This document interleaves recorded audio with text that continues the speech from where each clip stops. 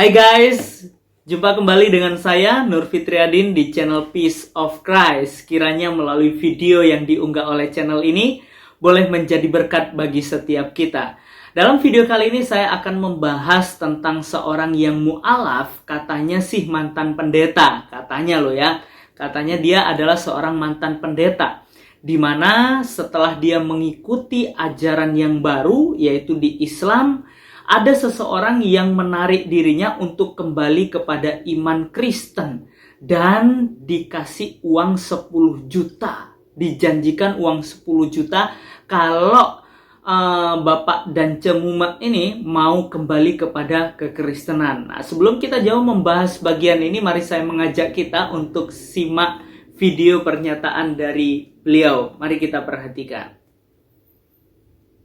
Saya juga setelah jadi mualaf, sekalipun belum sebulan, saya sudah diberikan iming-iming. Ada salah satu sahabat saya, seorang yang kaya raya, dia langsung tanya saya, nomor rekening Bapak, nomor berapa?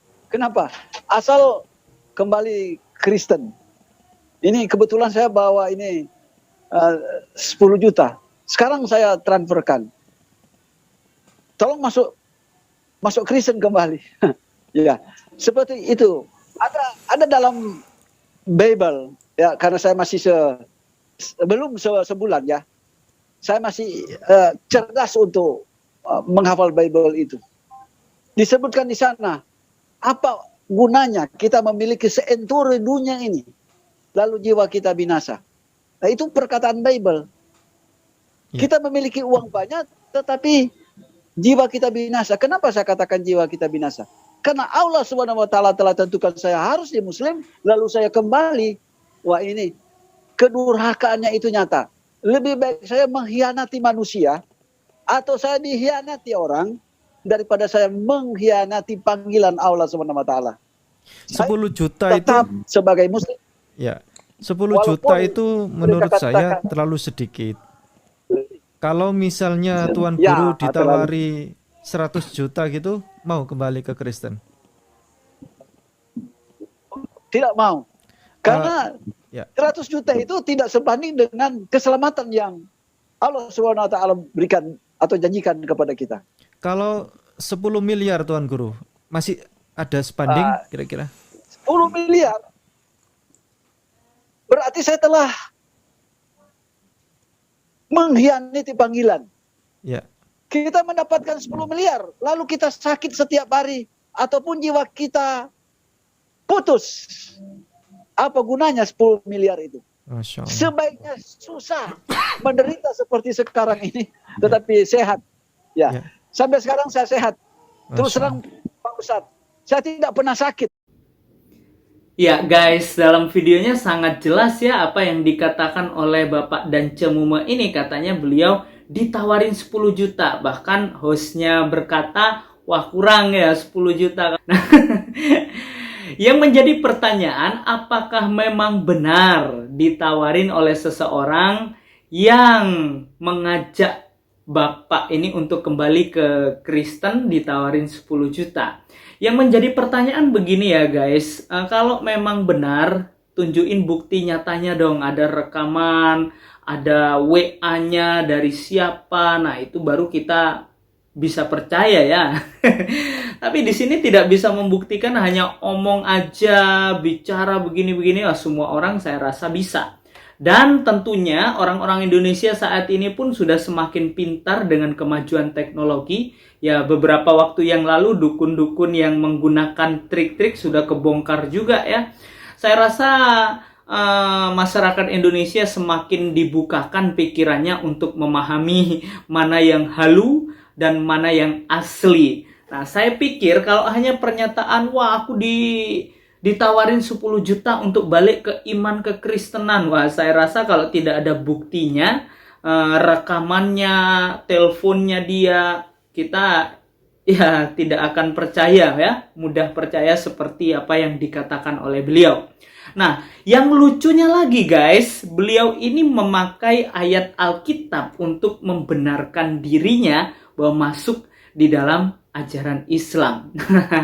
Ini nih yang menjadi kelucuan ya seharusnya di dalam apa yang dikutip oleh beliau ini. Sebelum kita bahas bagian ini, mari kita simak video ini apa yang dikutip dan ayat yang mana yang ia kutip. Ada dalam Bible ya, karena saya masih belum sebulan ya. Saya masih cerdas untuk menghafal Bible itu. Disebutkan di sana, apa gunanya kita memiliki seenturi dunia ini, lalu jiwa kita binasa. Nah, itu perkataan Bible.